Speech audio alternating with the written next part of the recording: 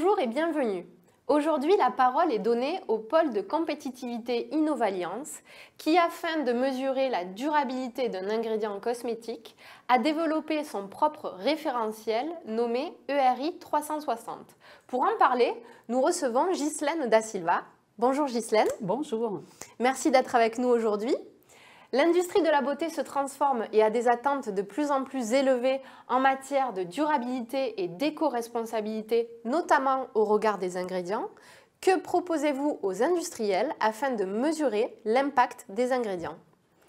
Oui, donc le pôle de compétitivité Innovalliance, qui est un pôle de la naturalité et d'innovation, avec un groupe d'entreprises partenaires, donc on était 12 entreprises dans ces projets. Nous avons développé un référentiel qui s'appelle ERI 360, donc Eco-Responsible Ingredient, qui évalue la durabilité de fabriquer un ingrédient issu du naturel et de la biotechnologie, basé sur des indicateurs mesurables sur toute la partie environnementale et sociale, sur toute la chaîne des valeurs, donc depuis les ramassages d'une plante sauvage, la couture d'une plante, jusqu'à la sortie de l'usine.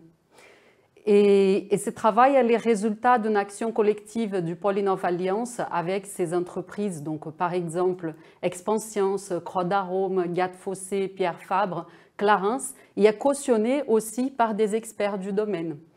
Sa spécificité est de prendre en compte des référentiels réglementaires déjà existants, certains standards aussi, comme la couture bio, l'ISO 16128, des règles de Nagoya ou des partages de bénéfices, Hotspot Database, mais également les benchmarks entre les entreprises pour établir des seuils de consommation, des ressources, des bonnes pratiques. Donc c'est ça qui fait vraiment sa différence. Donc on n'a pas réinventé les choses, on a pris déjà ce qui était existant et on s'est basé sur les benchmarks entre les entreprises. La filière cosmétique comporte de nombreux labels. En quoi le vôtre est-il différent?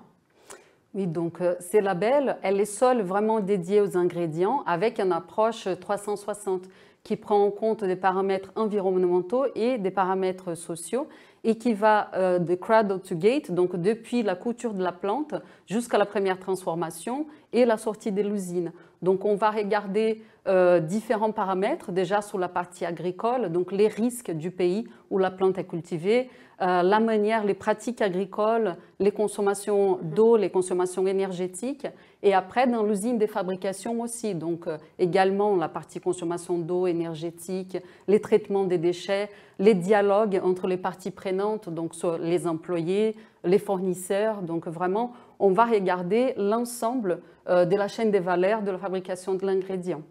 Et concrètement, comment est établi le score de l'ingrédient?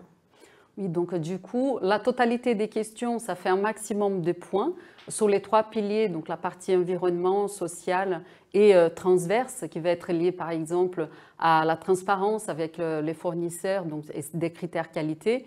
Et l'entreprise, l'ingrédient est d'avoir un minimum de points, donc elle doit avoir minimum 75% de la totalité des points qui sont proposés. Et nous pouvons avoir 3 niveaux de label, donc le label bronze, argent et or.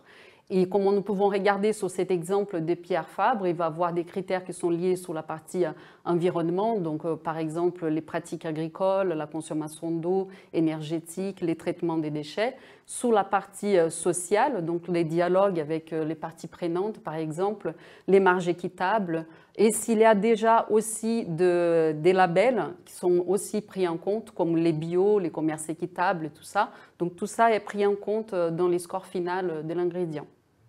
Très bien, merci pour toutes ces explications Ghislaine. Merci. Vous pouvez contacter directement le pôle de compétitivité Innovalliance pour toutes les informations relatives à ce référentiel.